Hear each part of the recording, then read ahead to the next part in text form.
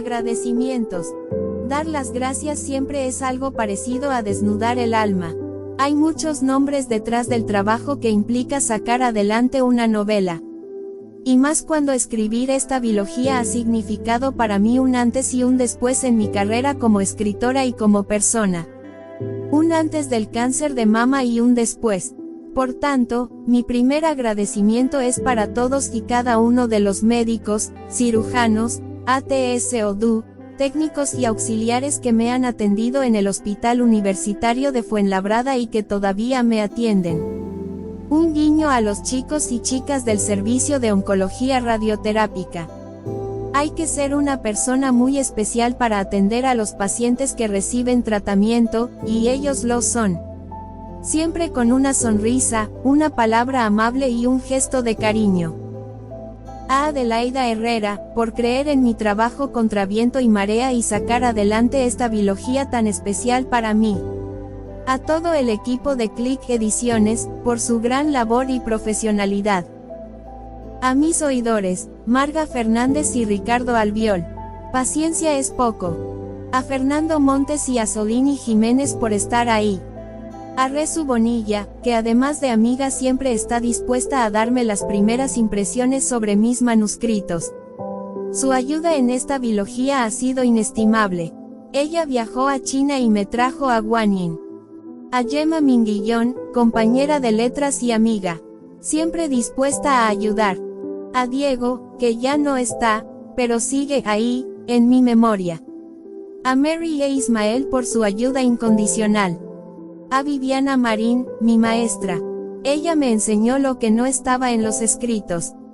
A mis compañeros de andadura, en especial a los de mesa de escritores, Rezu, Cefe, Diego, Raquel, Álvaro. Sois los mejores, chicos. A Baco, por seguir compartiendo literatura y rastros de vida. A los compis de la buena letra, Ángeles, Jorge, Elena, Raúl, seguimos compartiendo amigos. A los de la antigua esfera de letras, Chusa, Pilar, a María José, mi segunda maestra, y los compis de los talleres de la Biblioteca Antonio Machado. A las chicas de los talleres Mujeres Creativas de la Casa de la Mujer, todos de Fuenlabrada. Con ellos di mis primeros pasos. Aprendí y me enseñaron a compartir. A mis tíos y tías. A mis sobrinos, sobre todo a los que leen, Amanda, Sammy, Jenny y Bea. Especial mención a Paco, que nos dejó después de una larga lucha. Siempre en mi corazón. A mis hermanos, sobre todo a Cenicienta, la Bella Durmiente y la Señora de las Piedras. Vuestra Maléfica siente mucho el tiempo para compartir que os roba su vocación de escritora. Prometo resarciros, pero sé que volveré a las andadas. A mi madre, que con 85 años, además de leer mis novelas, me da caña para que no le dé carpetazo a esto de escribir. A los guardianes de las llaves, Rafa, Itziar y Eric Cabañas. Os quiero, sin vosotros no soy nada. A ti, aprendiz de escritor, buscador insaciable de llaves maestras. A ti, lector, gracias de corazón por permitir que abra la cerradura de los sueños.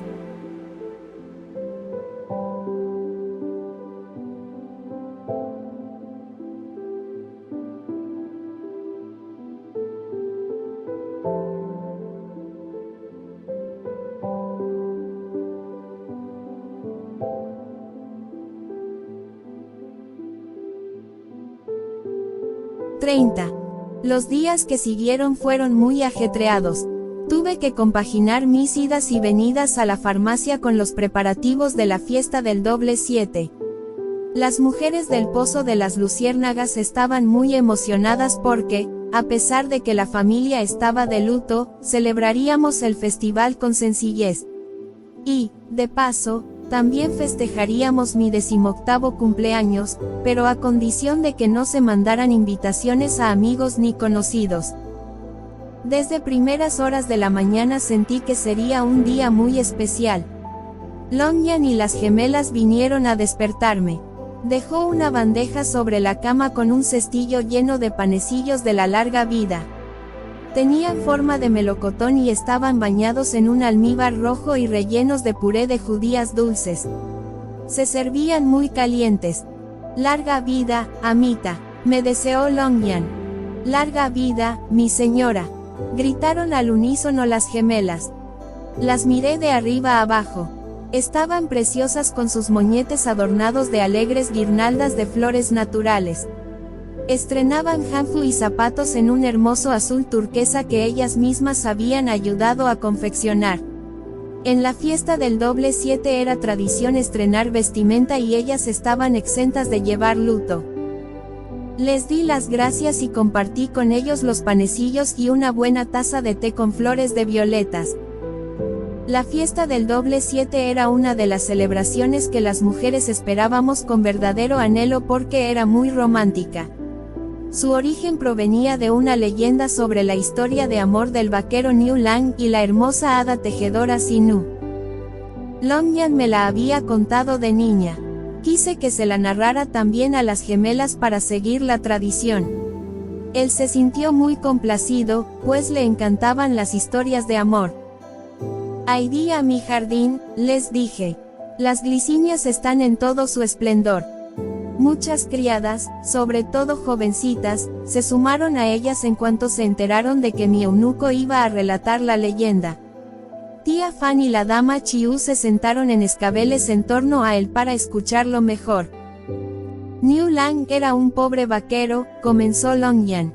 Un día, paseaba con su vieja vaca cuando vio como 7 hermosas hadas celestiales bajaban del cielo para darse un baño en el lago. Eran las 7 hijas del emperador celestial. Nada más ver a la más pequeña, Sinu, se enamoró de ella. Le pareció muy bella, y su tarea en el cielo consistía en tejer nubes y arcoíris.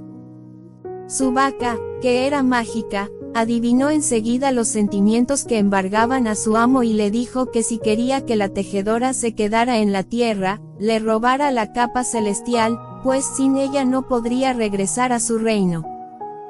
El vaquero así lo hizo. Cuando las hadas dieron por concluido su baño, se vistieron con sus capas celestiales, pero Sinu no la encontró. El tiempo para regresar a su casa celestial se agotaba y sus hermanas tuvieron que dejarla sola en la tierra con gran pesar. Ella lloró angustiada y Niu Lang, conmovido por su pena, salió de su escondite y le confesó que se había sentido atraído por ella y que le había escondido la capa para que no pudiera marcharse. Se la devolvió y le pidió perdón, pero ella ya no pudo volver a su reino. Él, apesadumbrado, le ofreció que fuera su esposa. Sinu accedió animada por la honestidad que había demostrado Niu Lang al confesar su falta y también porque pensó que era bien parecido. Fue así como vivieron felices durante años, en los cuales tuvieron una niña y un niño. Ella tejía hermosas telas y él cuidaba de su vieja vaca y de su huerto. Pero mientras en la tierra habían pasado años, en el cielo solo transcurrió un instante. Cuando el emperador y la emperatriz celestiales se enteraron de la ausencia de su hija pequeña, entraron en cólera. La emperatriz ordenó a sus guardias que la trajeran de regreso. Sinu había transgredido las leyes celestiales al casarse y tener hijos con un mortal. Los guardias, obedeciendo órdenes, arrancaron a Sinu de los brazos de su amado y de sus hijos y la llevaron de regreso a su reino. La vaca mágica le dijo al vaquero que ella era ya muy vieja y que estaba a punto de morir. Y que el único modo de recuperar a su esposa sería curtir su piel y echársela por encima. Así podría viajar hasta el cielo. Esa misma noche la vaca murió.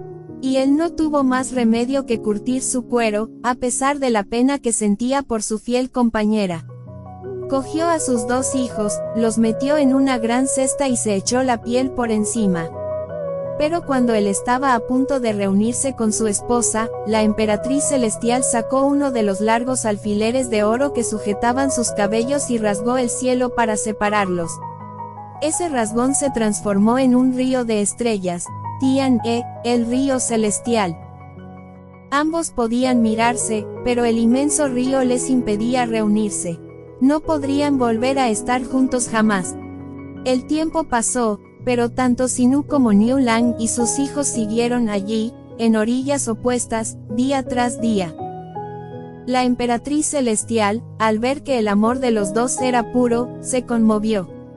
Ordenó a las urracas que construyeran un puente con sus alas para que ambos se reunieran, pero con la condición de que solo podrían hacerlo una vez al año.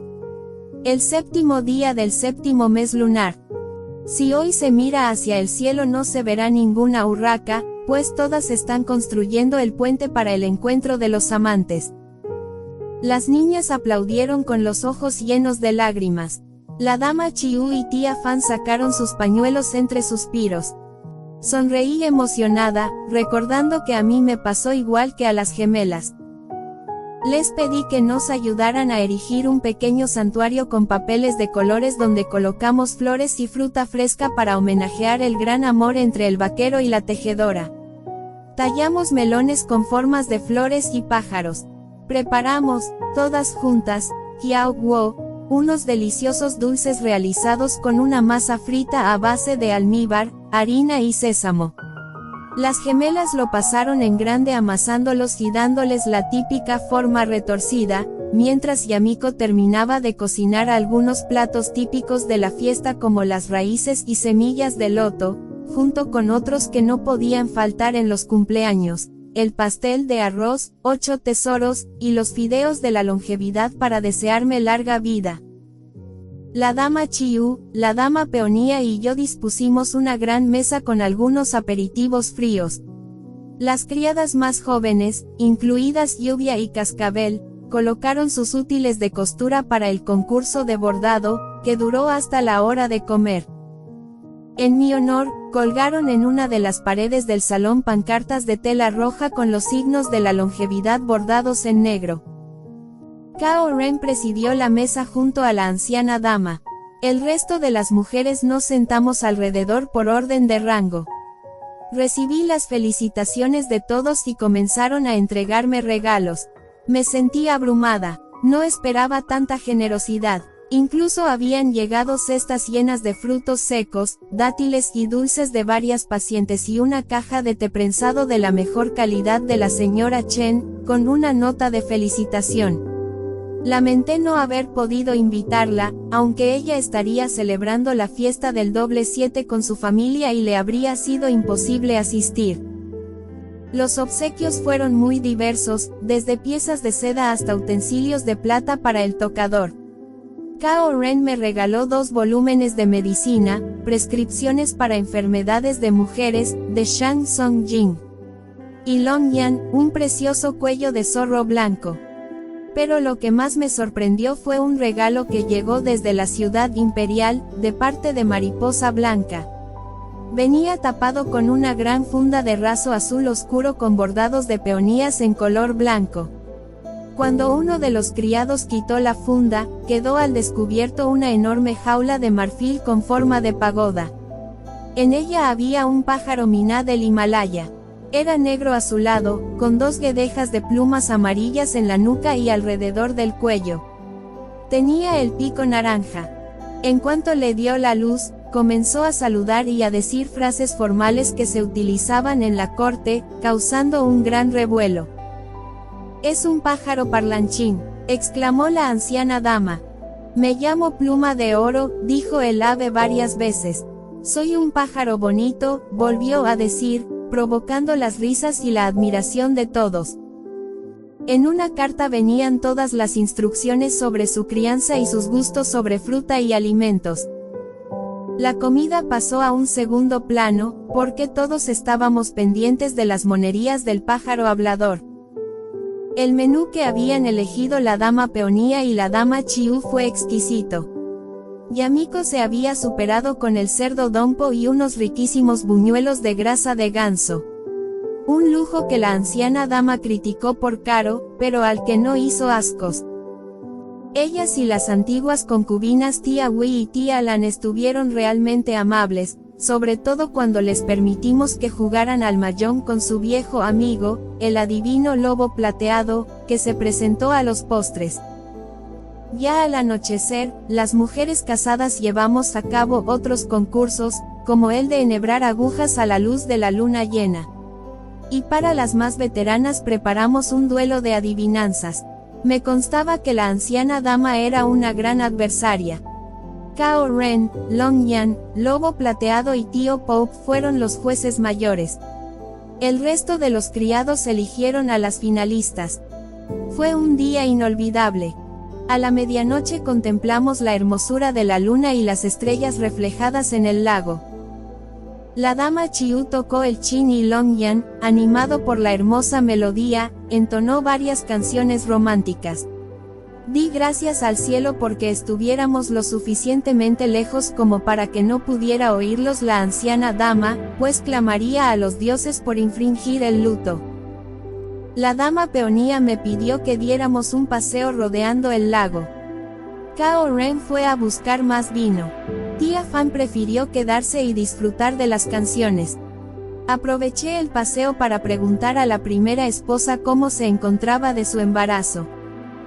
Estoy llena de energía, me contestó. Si no fuera por lo gorda que me estoy poniendo, no creería que estoy embarazada. El bebé es muy tranquilo y ni siquiera he sentido náuseas en los primeros meses. Tía Fan me cuida mucho, aunque es un poco mandona con los alimentos prohibidos y por las tradiciones que se empeña que lleve a rajatabla. Tampoco deja que se me acerquen tía Wei y tía Lan, porque sus hijas nacieron muertas y no quiere que me traspasen su mala suerte. A veces me siento un poco agobiada, pero cuando pienso en mi hijo la presión desaparece.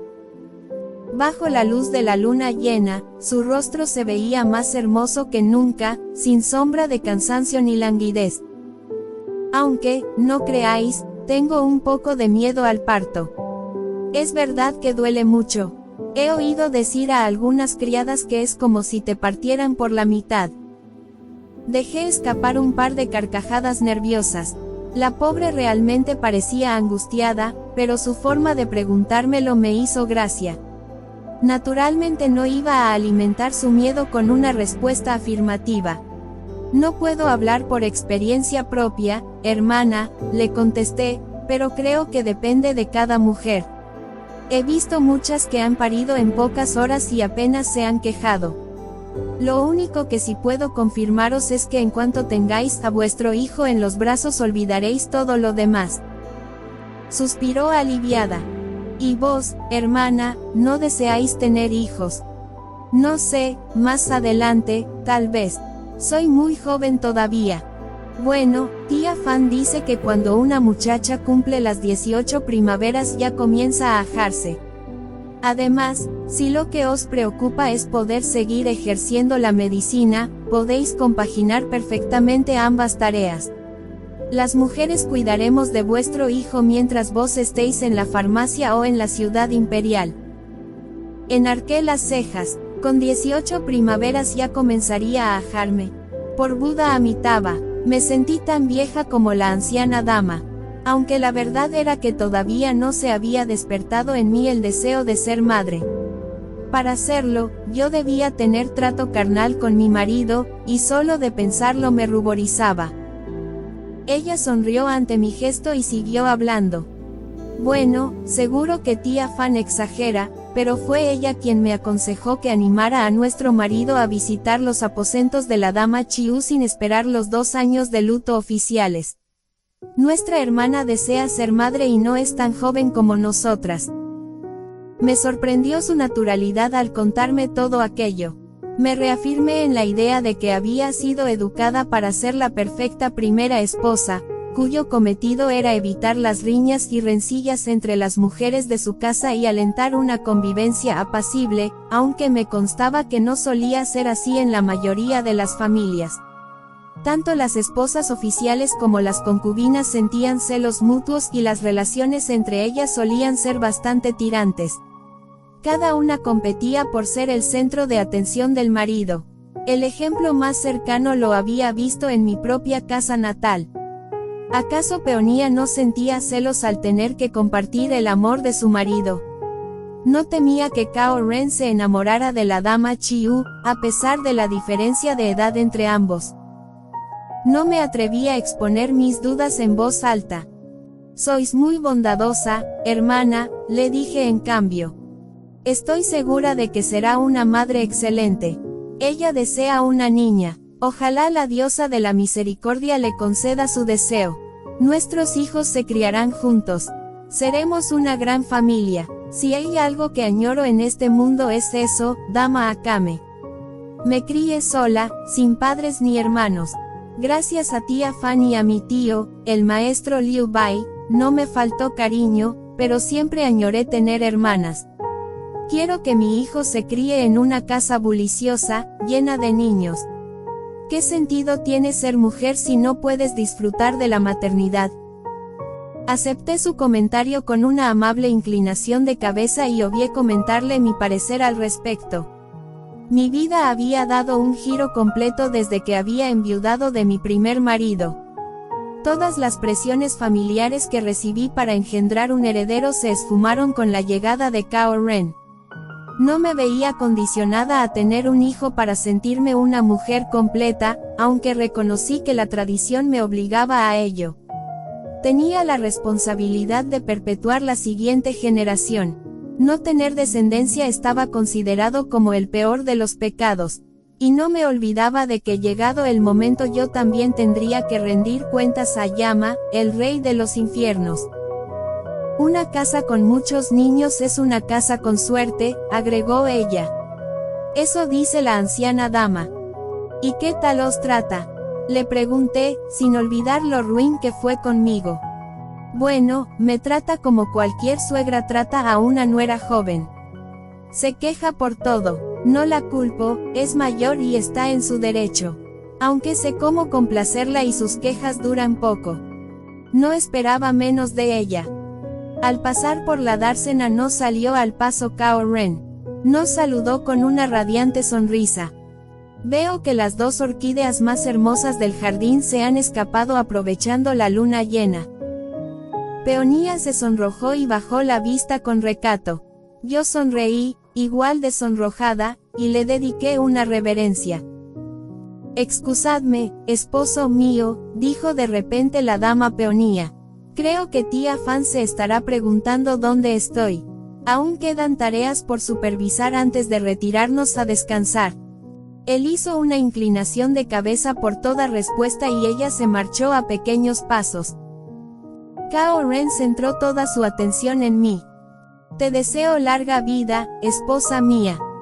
Me entregó una pequeña caja de palisandro taraseada con nácar. Nuestras manos se rozaron al cogerla. Me animó a abrirla con una sonrisa sugerente. Dentro había una peineta de Kerry con mariposas engastadas en piedras de ámbar. Jamás había visto un adorno tan bonito. Se parecía a los que llevaban las damas de la corte. Deseo que la tengas, me dijo. Perteneció a mi madre, la dama Jimei. Me dejó muda de gratitud. Me sentí invadida por una emoción de desasosiego ante la idea de no estar a la altura de un presente tan valioso, pues no se me escapaba que para Cao Ren tendría una gran carga emocional. Ante mi silencio, tomó la peineta de la caja. Deslizó la cinta que sujetaba mi cabello y pasó con lentitud sus dedos por varios mechones. Se acercó mucho a mí para aspirar mi perfume y me la prendió con delicadeza. Estás tan bella como una diosa, me susurró al oído. Su cercanía y la suavidad de su voz otorgaron al momento una inesperada intimidad. Sus labios rozaron mi mejilla. No pude evitar temblar mientras sus dedos me acariciaban la línea del cuello. El corazón se me desbocó como si fuese un pájaro intentando escapar de una jaula. Es preciosa, musité al fin, sin apartar mis ojos de los suyos, tan azules, tan puros. Había un brillo especial en su mirada, una mezcla de deseo y ternura. Alguna vez me había mirado así un hombre. Tomó el borde de una de las mangas de mi hanfu y lo besó. Fue un gesto tan casto, pero al tiempo tan sensual, que sentí una cálida bocanada en mi vientre. Te deseo buenas noches, mi dama, dijo a continuación con una inclinación de cabeza. Que descanses. Y se alejó por uno de los puentes que atravesaban el lago. Me quedé allí parada como si mis lotos dorados hubiesen echado raíces. Todavía temblaba y la sensación de salto al vacío persistía. 31. A la mañana siguiente, justo cuando nos preparábamos para partir hacia la farmacia de la Tortuga Negra, un mensajero de la ciudad imperial trajo la invitación de Su Alteza para la fiesta que se celebraría el 12º día. Fue entregada en mano a mi marido, pues el mensajero esperaba respuesta. Cao Ren, después de leerla, se dirigió al escritorio y contestó la misiva. La depositó sobre la bandeja de plata del mensajero y este se marchó raudo. No me dijiste nada sobre esta invitación, esposa mía. Oh, perdonad a esta sierva, mi señor. Con todas las emociones de ayer se me olvidó. He confirmado tu asistencia, dijo secamente. Su contestación me pareció un tanto fría después de nuestro acercamiento de la noche anterior. Tal vez se sintiera excluido al no ser invitado, pero yo era su segunda esposa, un rango más bajo que el de la dama peonía. De haber sido su esposa oficial, él me hubiese acompañado. La mañana se me fue en un suspiro en la farmacia. Se había corrido la voz de que yo era la sanadora personal de Mariposa Blanca y la consulta estaba abarrotada de pacientes. Sobre todo abundaban las damas de clase acomodada. Poco después de comer, un operario me dijo que había 3 pacientes más en la sala de espera. Pedí a Longyan que le sirviera té mientras me refrescaba un poco con unas toallas húmedas. Mi sorpresa fue mayúscula cuando regresé y vi a las 3 mujeres que me esperaban. Eran la dama Yan, la primera concubina de mi padre, Albaricoque y Luna de Plata, la antigua criada de Longyan, a la cual no había visto desde que me casé con el maestro Cao y a ella la desposaron con un comerciante de vinos del norte. Por Buda Amitabha, exclamé llena de alegría. Dudé sobre a quién abrazar primero. La dama Yan no me dio opción. Me abrió los brazos con lágrimas en los ojos. Mi querida niña, exclamó ciñéndome en un apretado abrazo. ¿Cuánto te he echado de menos? Disculpa que nos presentemos así, sin avisar, pero hemos querido darte una sorpresa. Me he escabullido de la casa con la excusa de comprar hilo para una labor. La señora Chen nos contó todo lo que ha ocurrido después de la muerte inesperada del maestro Cao. No ahorró detalles, nos dijo que ahora pasabas consulta en la farmacia de la Tortuga Negra. Además, todo el barrio está enterado de que has recibido un nombramiento de Su Majestad el Emperador como sanadora personal de una de sus concubinas. No podía creerlo. ¿Es verdad lo que se cuenta? Sí que lo es, solté entusiasmada. Alabado sea Buda. He orado muchas veces para que tus sueños de ser médico se cumplieran, pero jamás imaginé que fueras a volar tan alto. Nuestra pequeña Akame en la ciudad imperial. En cuanto la dama Yan me soltó de su abrazo, Albaricoque se acercó con timidez. Estaba muy delgada y tenía moretones en los brazos, tal y como me contó la señora Chen en su última visita. Me agaché a su altura y le acaricié la mejilla picada por la huella indeleble de la viruela. Tras el brillo marchito de sus ojos vi la profunda tristeza de la pérdida. Gracias, mi señora, por cuidar de mí cuando estuve enferma. He venido a despedirme, pues mañana salgo para el norte con mi nueva ama. Señaló a Luna de Plata. Me llevé la mano a los labios para ahogar un grito de alegría. ¿Es eso cierto?, cuestioné mirando de arriba abajo a la compañera de mi niñez. Lo es, respondió ella sonriendo, al tiempo que acariciaba el cabello a Albaricoque. Me costó reconocerla bajo la capa de maquillaje, el adorable peinado que lucía y las ropas elegantes, pero eso pasó a un segundo plano cuando mis ojos se detuvieron en el bebé que cargaba en brazos. Era un hermoso varón, tan gordito como un pequeño Buda. Gorjeaba feliz ante el alboroto que reinaba a su alrededor. «¿Pero quién eres tú, pequeñín?». Él me agarró con fuerza uno de los dedos y lanzó un gritito de placer. «Se llama Jian», me dijo Luna de Plata con una luz especial en la mirada. Se la veía orgullosa de su retoño. Según la costumbre, cuando una criada que había crecido en la casa de su amo se casaba y tenía su primer hijo, solía ir a visitarlo para presentárselo, pues entre ellos había cierto grado de parentesco. Y allí estaba ella, con sus mejores galas, haciendo honor a la tradición. Longyan no cabía en sí de gozo. Tomó en brazos al chiquillo y lo paseó por toda la farmacia para que lo vieran los herboristas y los criados. Pero, cuéntame, Luna de Plata, ¿qué tal te trata tu marido? ¿Eres feliz? He tenido suerte, mi señora, me respondió con una radiante sonrisa. Mi esposo es un hombre bueno. No me pega, me quiere mucho y consiente todos mis caprichos. No tengo suegros y solo comparto casa con la única tía de mi marido, que es una viuda sin hijos. Una mujer muy dulce. Nos llevamos como hermanas. Me ha enseñado a cocinar, a tejer y a bordar. Aquello me pareció todo un prodigio, ya que su fuerte no eran las tareas domésticas. Se escabullía en cuanto podía. Recordé la tarde en la que la señora Chen llegó a mi casa natal con el adivino pequeño lobo para concertar mi matrimonio y al regresar a mis aposentos me encontré con Luna de Plata tumbada en su futón. A ella acababan de decirle que le habían encontrado un marido. Ambas lloramos ante la idea de casarnos. Brindamos con el vino de flor de ciruelo que me regaló Mariposa Blanca. Qué lejanos me parecían aquellos días. ¿Cómo es que te llevas a Albaricoque al norte?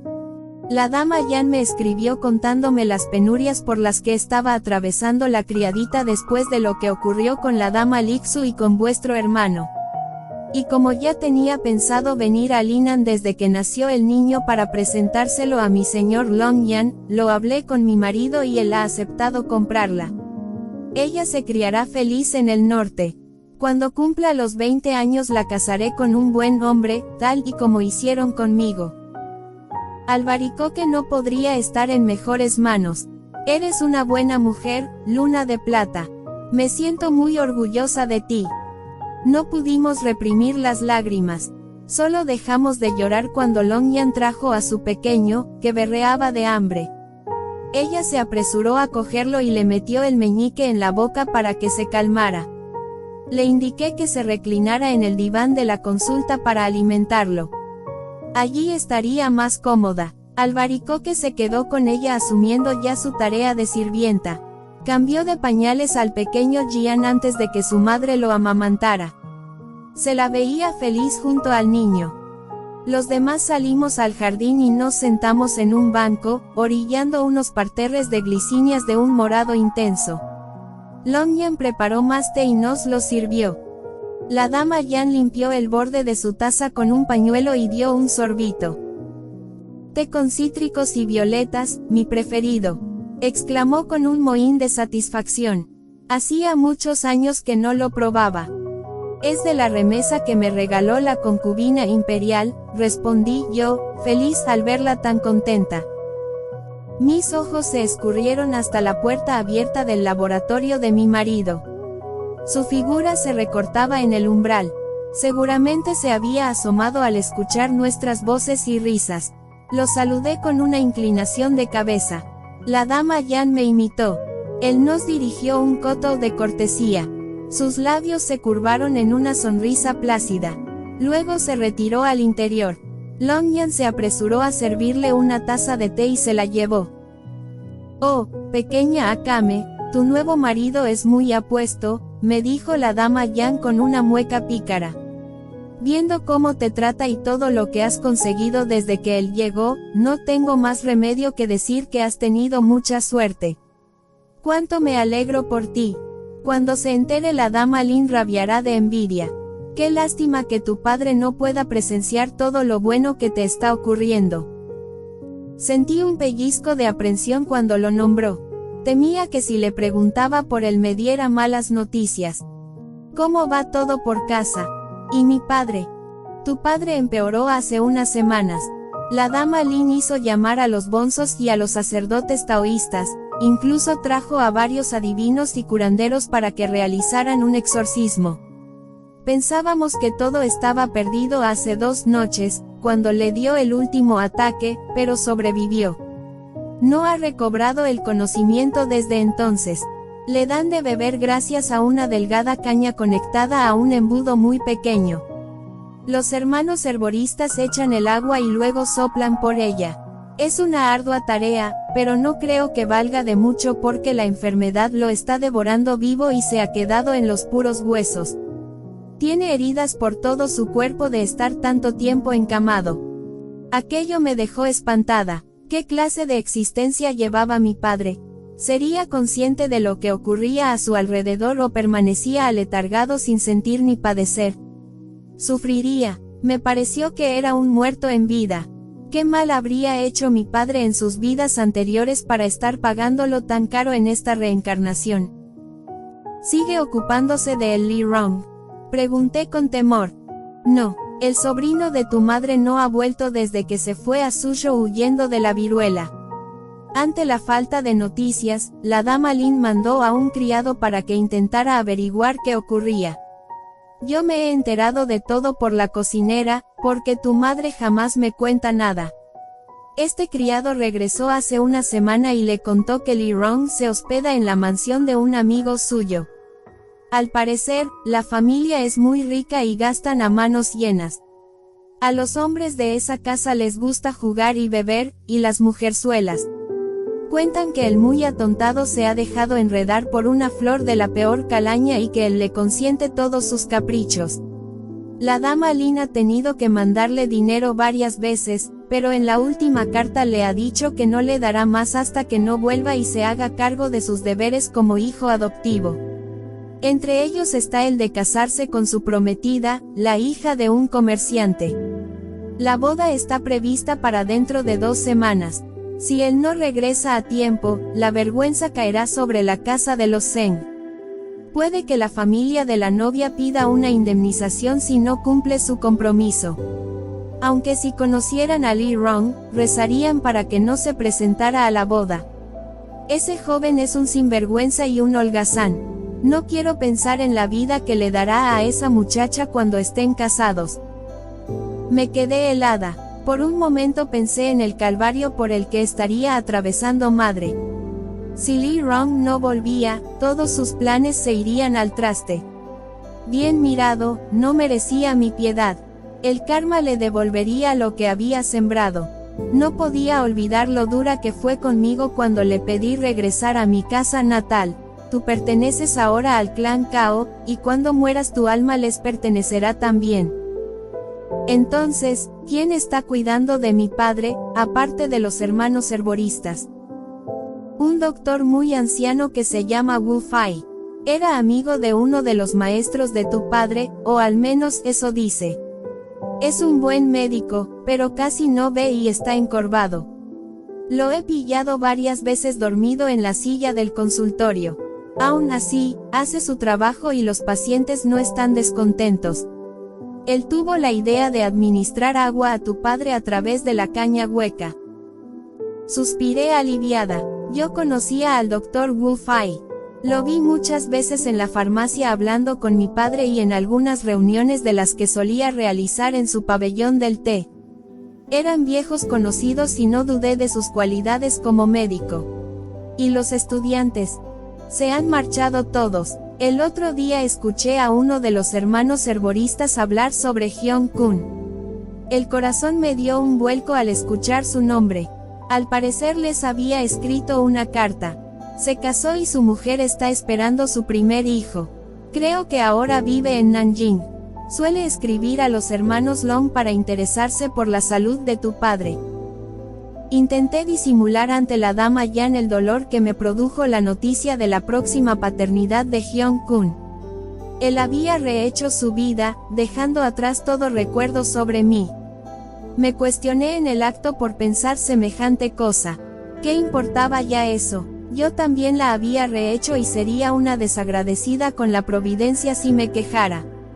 Aunque mi corazón sí tenía memoria y todavía lo añoraba, tendría que aprender a olvidarlo. Lamer mis heridas, ungir mis cicatrices. ¿Crees que madre me dejará ver a mi padre? No, Pequeña Akame, ha advertido a los criados de que si apareces por la farmacia te prohíban la entrada. Te ha repudiado y maldice tu nombre cada vez que alguien te menciona. Ella jamás dejará que lo veas. Si muere, no te avisará. No se atreverá a hacer semejante cosa. En algún lugar de su cuerpo, mi madre debe de tener un corazón. No te engañes, esa mujer nació sin él. Está vacía como una calabaza seca.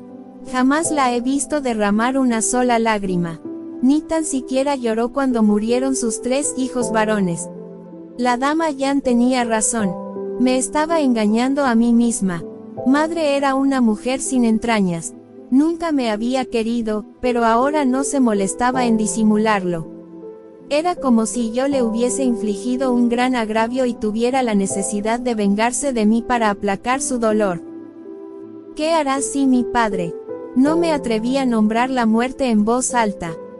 Cuando mi Señor nos abandone para beber de las fuentes amarillas, yo regresaré a mi casa natal. Prefiero vivir con mis ancianos padres a seguir compartiendo techo con ella. Es capaz de venderme a un prostíbulo, la muy zorra. Sé que, tarde o temprano, seré el blanco de su ira y de su amargura. No quiero terminar mis días colgándome de un árbol o en el fondo de un pozo. Cuando mi Señor no esté, ya nada me retendrá en Linan. Estamos en guerra. Mi aldea es muy pequeña. Tal vez los dioses se apiaden de mí y los bárbaros pasen de largo. Ya no soy joven y allí encontraré la tranquilidad de espíritu que necesito. No me extrañó en absoluto la decisión que había tomado la dama Yan. ¿Quién en su sano juicio querría vivir el resto de sus días junto a una mujer así? Luna de Plata y Albaricoque se unieron a nosotras en cuanto el bebé terminó de mamar. Longyan les ofreció té de cítricos y violetas. Lo alabaron bastante, sobre todo la criadita, que no había probado en su vida más que té del más corriente. Tenemos que marcharnos ya, pequeña Akame. La dama Lin estará preguntándose dónde me he metido. Además, el marido de Luna de Plata ya habrá llegado de repartir unos pedidos que tenía pendientes. Seguro que la está esperando en la puerta trasera de la farmacia. Así es, afirmó Luna de Plata.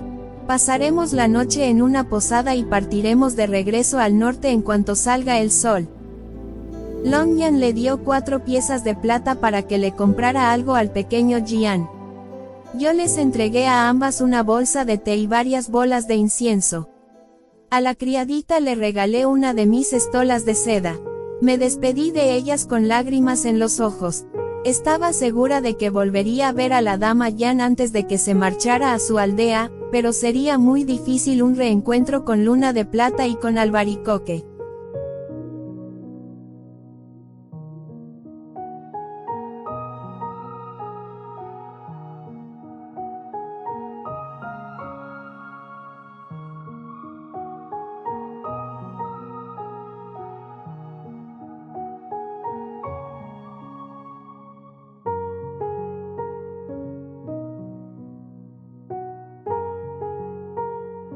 (32) Llegamos a la ciudad imperial cuando el atardecer declinaba. La luz del sol producía un aura ambarina en las tejas esmaltadas de las techumbres y dotaba de un tono cobrizo los frondosos árboles que se alineaban a ambos lados de las avenidas cubiertas de gravilla blanca.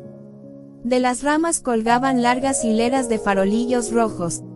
Avispa se unió a nosotros tras atravesar las puertas del Sieyuan, el patio porticado que señalaba el término de la corte exterior y el comienzo de la corte interior, donde tuve que presentar de nuevo la placa de marfil que me fue entregada en mi primera visita. Tras un intercambio de cortesías, el eunuco guió nuestro palanquín hasta las cercanías de un hermoso lago. Allí proseguimos el recorrido a pie. Una miríada de antorchas y quemadores de leña otorgaban destellos dorados al agua y sus alrededores. En los senderos habían esparcido incienso en polvo y la atmósfera estaba cargada de su aroma y del que despedía el almizcle que se quemaba en trípodes de bronce. En una de las esquinas del lago, una escalera con balaustrada de mármol se hundía en sus aguas. Podían verse embarcaciones con cabezas de dragón en las quillas y grandes torreones techados en las cubiertas. Más que barcos, parecían lujosas viviendas flotantes. Una multitud de mujeres y hombres se habían diseminado a lo largo de las orillas para admirar a las orquestas que tocaban sobre grandes plataformas.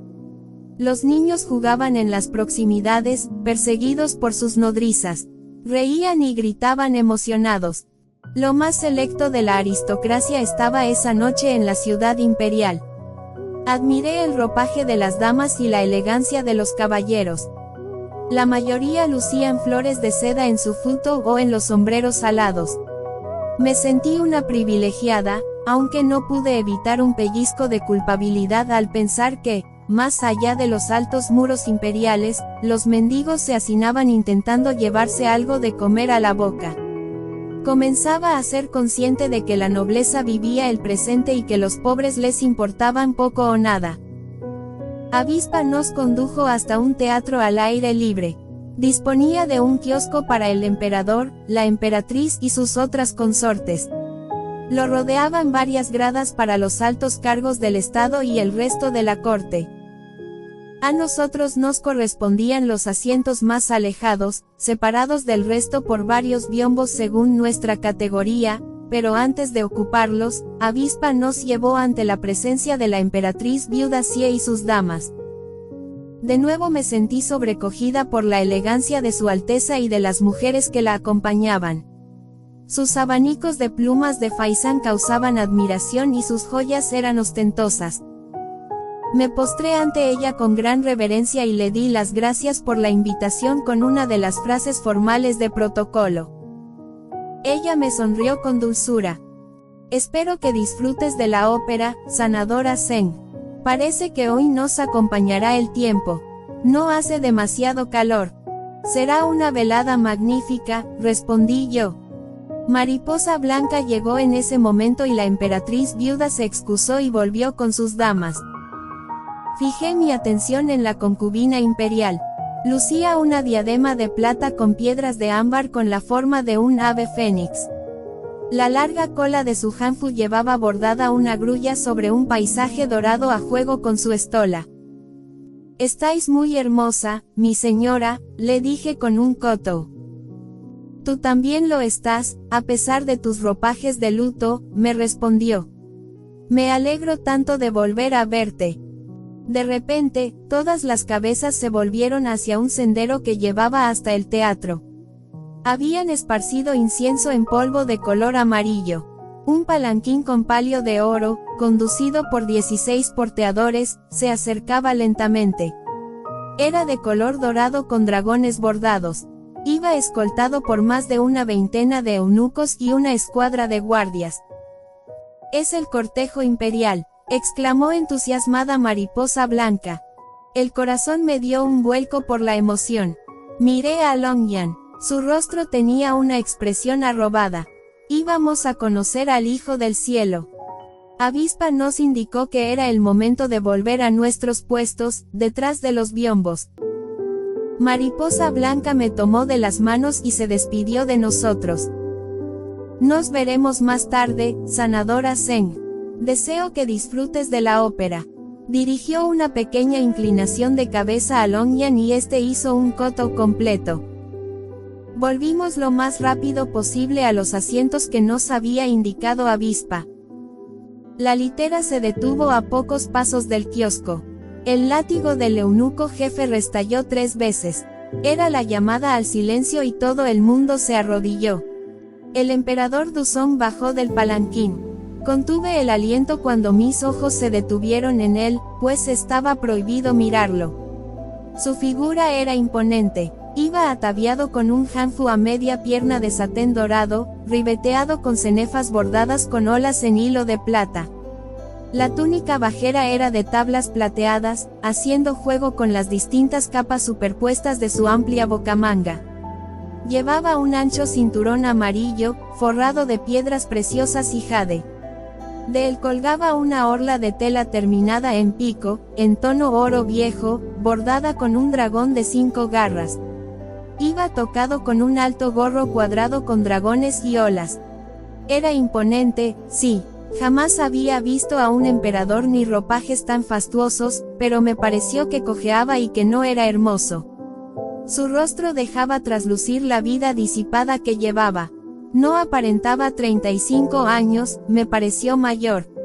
Cuando se sentó en el trono, todos tocamos el suelo con la frente 9 veces en señal de respeto y exclamamos al unísono: 10.000 años, 10.000 años.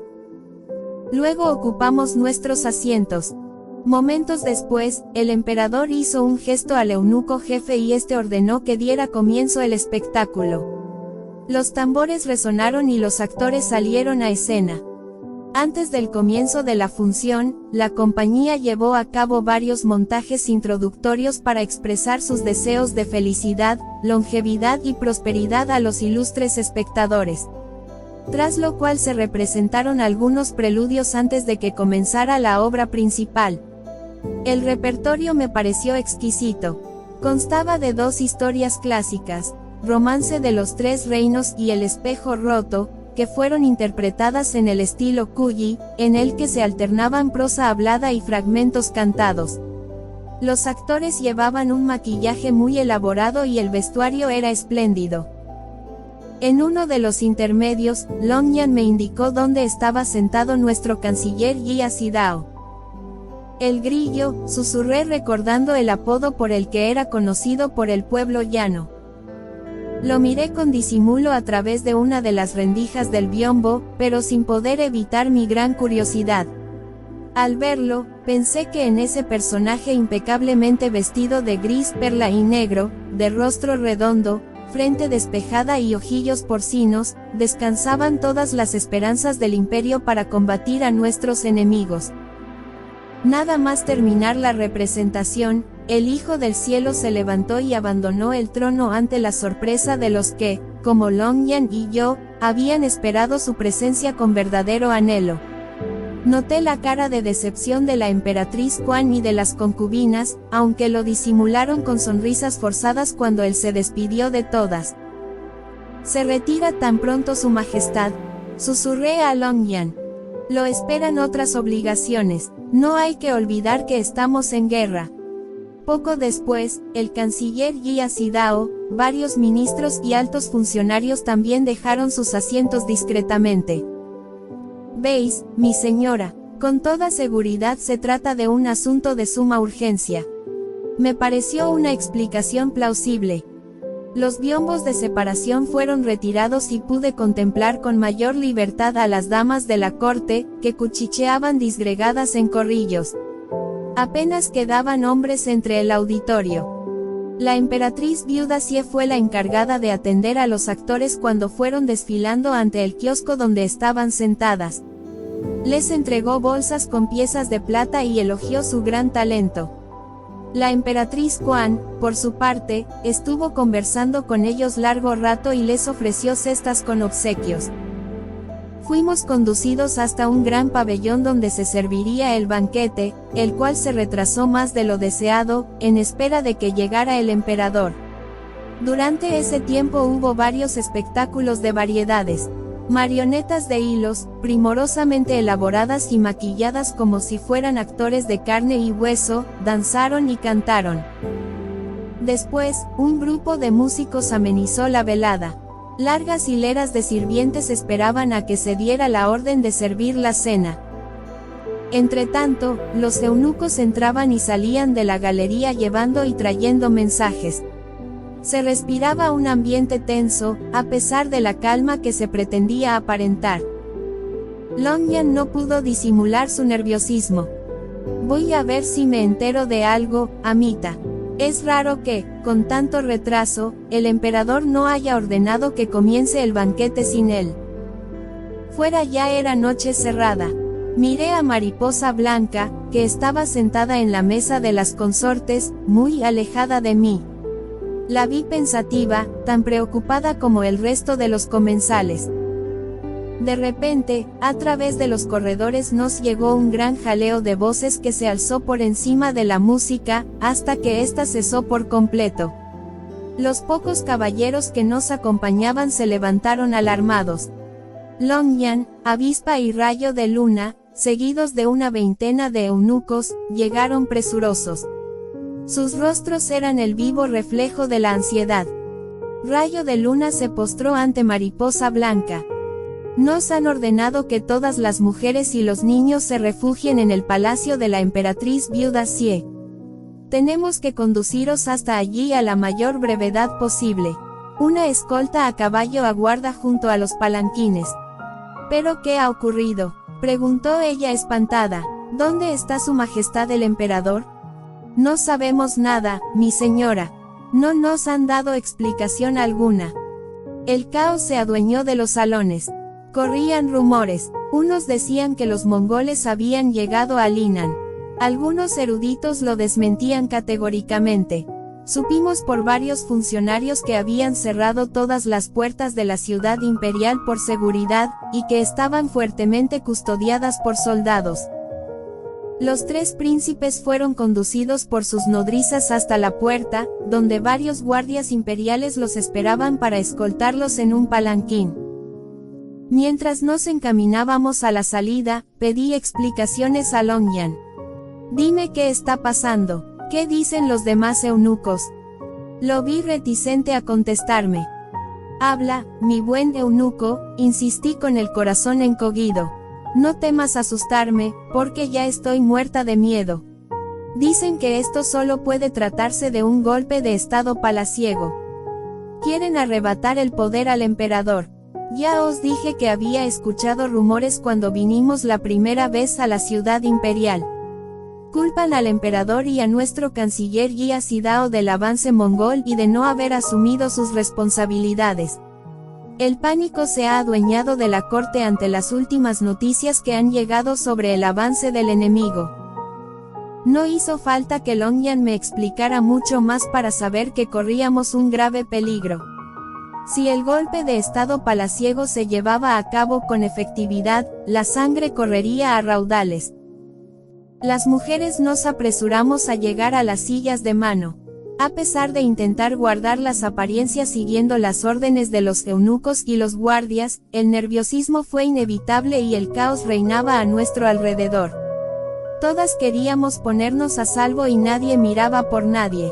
Algunas emprendieron el camino a pie, al ver que los palanquines estaban ocupados. Otras intentaban entrar a la fuerza, echando a la que ya estaba sentada, haciendo valer su rango superior.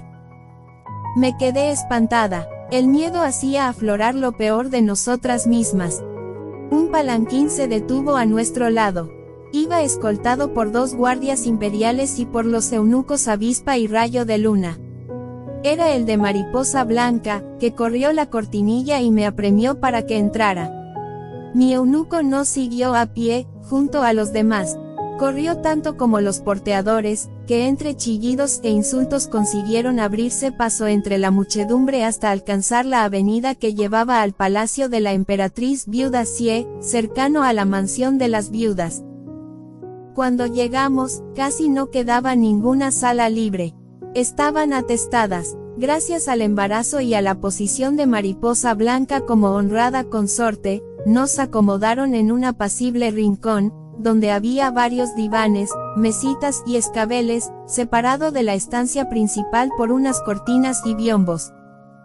El ambiente estaba cargado del penetrante perfume del incienso que ardía en el santuario anejo a las dependencias de la emperatriz viuda.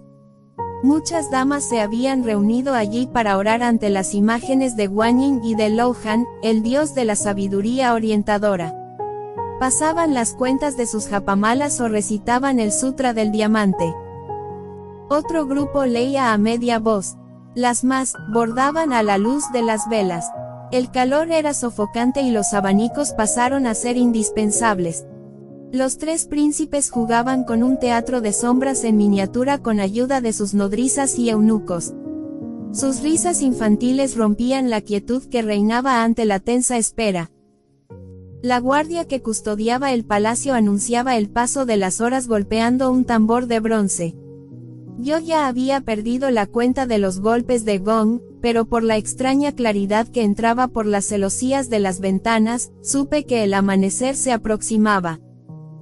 Mariposa Blanca estaba pálida. Le indiqué que se reclinara en uno de los divanes y que intentara dormir.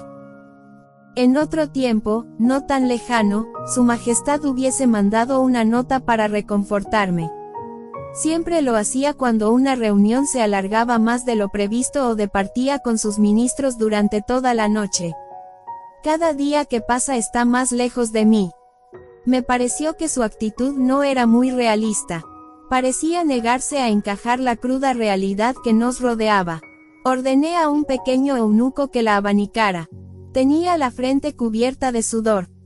No penséis en eso ahora, le dije, intentando que se tranquilizara. Seguro que recuperáis su favor en cuanto vea la carita del recién nacido. ¿En verdad lo crees? ¿Qué padre no se conmovería con la madre de su hijo varón? Puede ser, pero Su Majestad ya tiene 3 hijos varones. Para él no será ninguna novedad. No sería la primera vez que el hijo de una concubina obtiene el título de heredero aparente.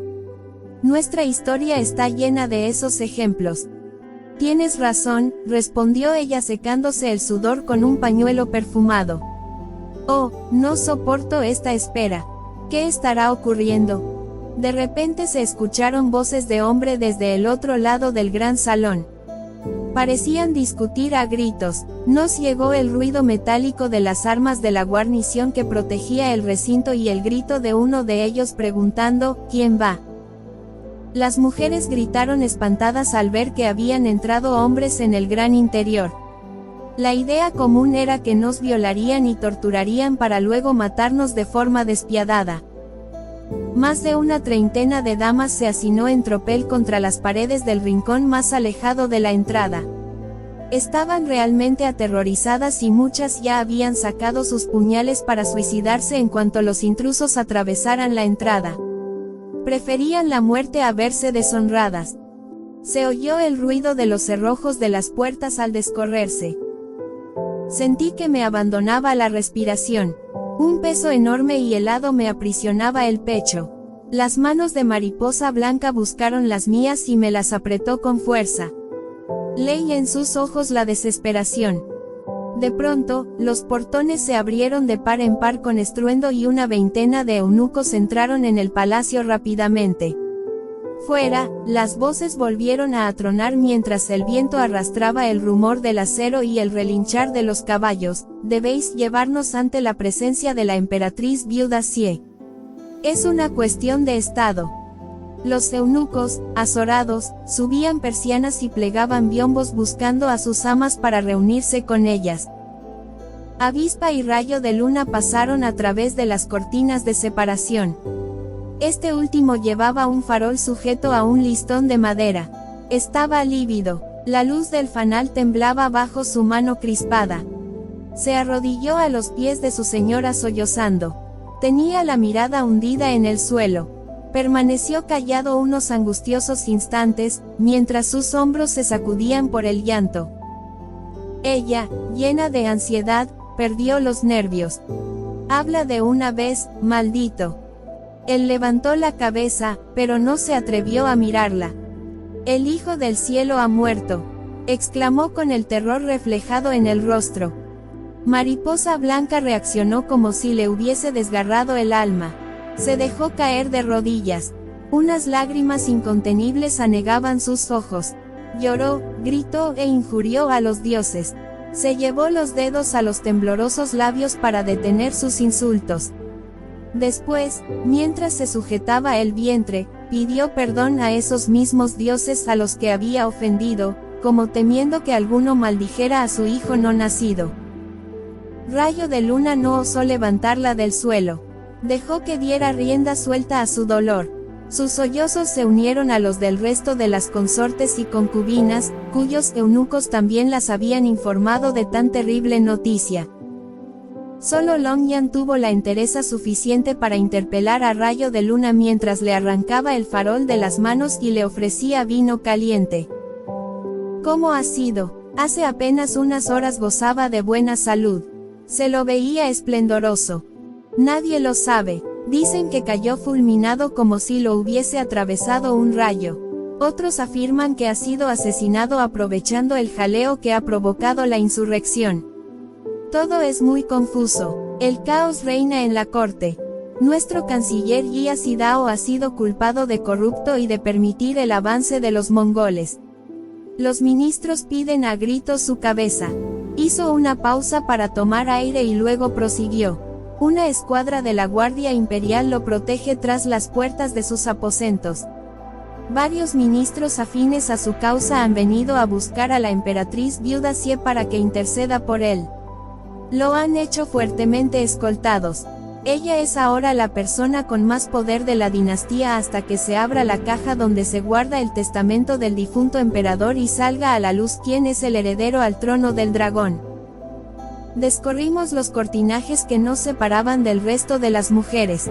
Ellas obraron del mismo modo. Nuestras miradas se centraron en la emperatriz viuda Xie.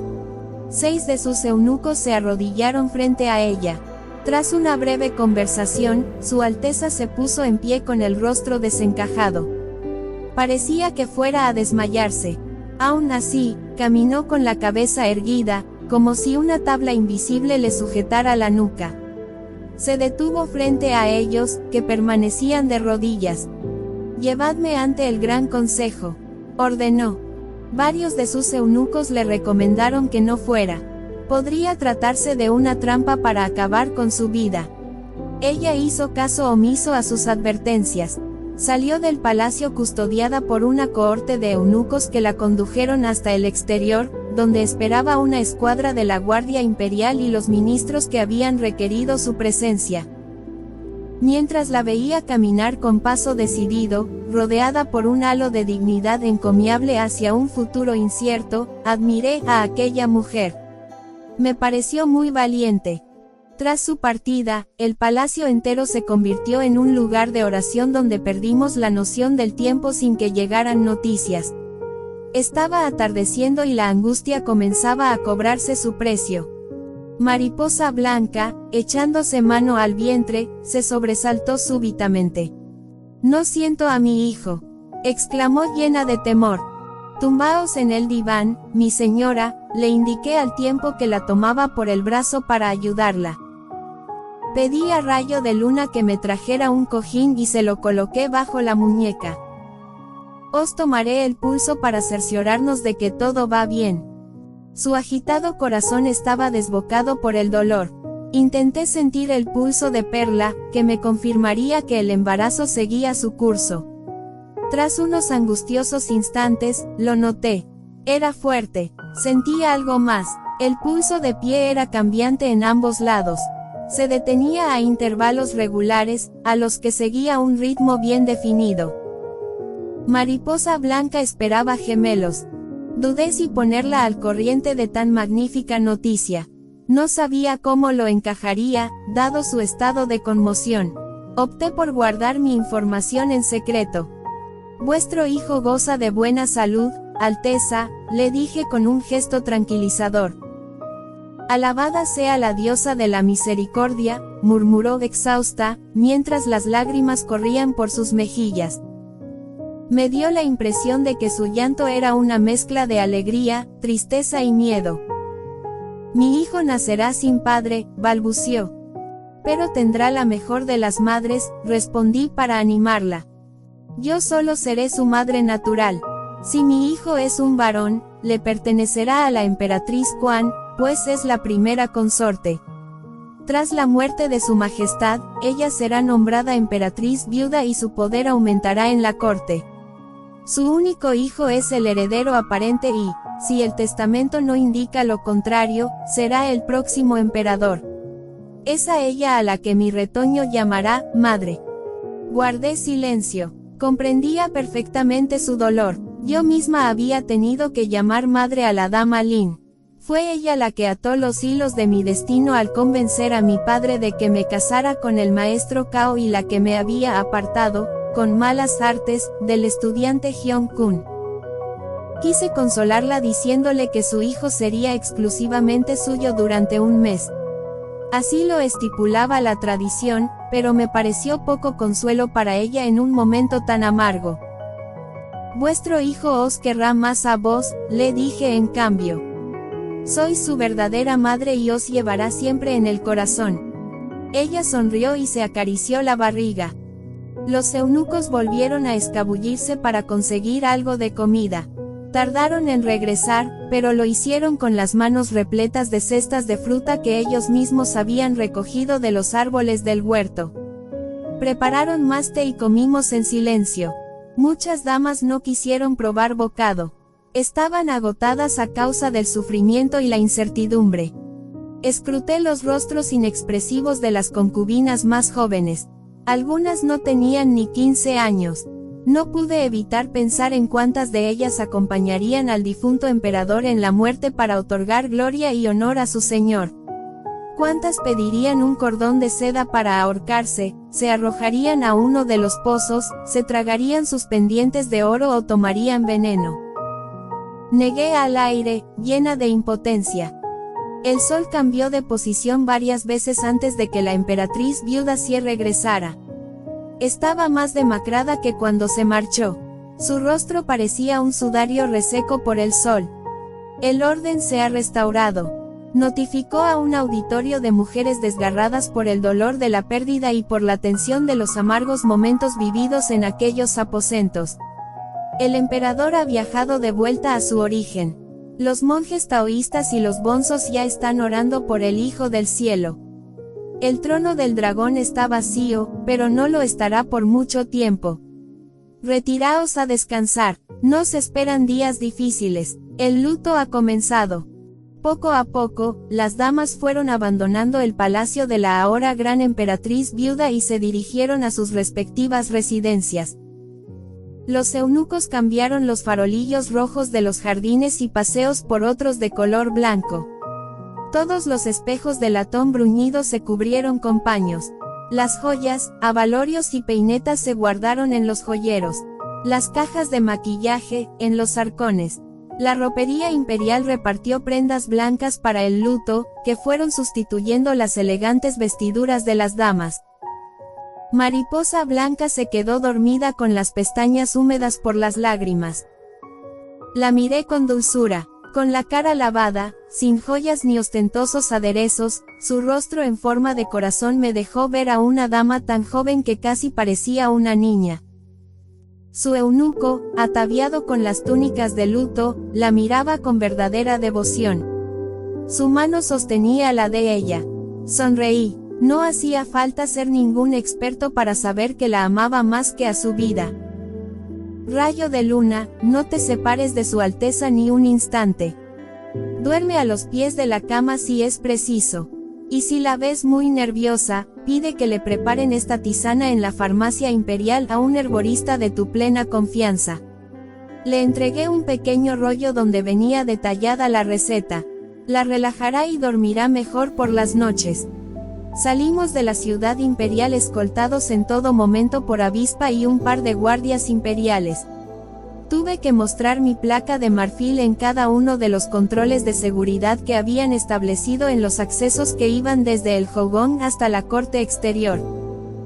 Cuando al fin el palanquín atravesó la puerta del este y nos despedimos de avispa, bajé de la silla de manos y cerré los ojos para aspirar los aromas que llegaban del lago del oeste. El aire olía a alcanfor, a madreselva y al árbol de la canela. Cuando los abrí, la silueta de Cao Ren estaba frente a mí. Tenía el rostro desencajado y lo noté ojeroso. Un mechón de pelo le caía sobre uno de sus altos pómulos y llevaba barba de varios días. Tuve unas imperiosas ganas de abrazarlo y dejar que mi cabeza reposara en su pecho para reconfortarme, pero fue él quien me abrazó. Lo sentí temblar, su corazón palpitaba tan fuerte que percibí los latidos a través de su túnica de luto. Aspiré la sutil mezcla de su perfume al contacto con su piel. Me miró a los ojos y vi un brillo en los suyos que logró cautivarme. ¿Era miedo a perderme lo que leí en ellos? ¿O acaso estaba dejándome llevar por lo que yo misma percibía nacer en mi interior al tenerlo tan cerca? Vámonos a casa, me dijo besándome en la frente y cogiéndome en brazos. Las mujeres están muy preocupadas por ti. En ese instante no tuve duda alguna.